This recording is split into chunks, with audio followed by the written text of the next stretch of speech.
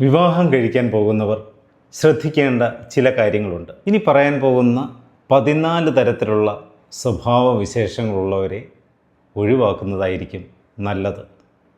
ഇത് എത്രമാത്രം വിജയിക്കുമെന്നറിയുകയില്ല.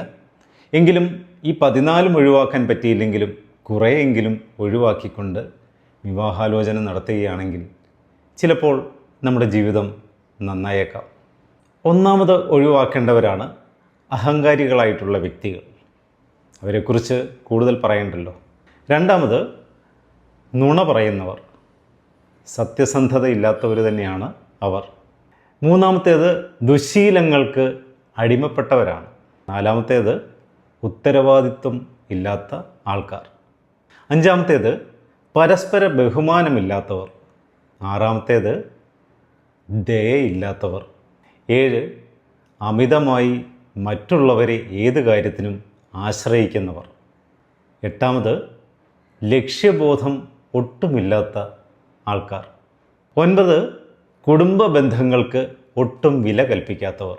10 അസൂയയും കുശുമ്പുമുള്ളവർ. 11 നന്ദിയില്ലാത്തവർ. 12 നിഷേധാത്മക സ്വഭാവമുള്ളവർ. എന്തിനേയും നെഗറ്റീവായി കാണുന്നവരാണ് അവർ. 13 മുൻകാലങ്ങളിൽ ഏതെങ്കിലും ദുഷ്പേര് കേൾപ്പിച്ചിട്ടുള്ളവർ. തുടർന്നും അവരത് കേൾപ്പിക്കാൻ ശ്രമിക്കുന്നവരായിരിക്കും.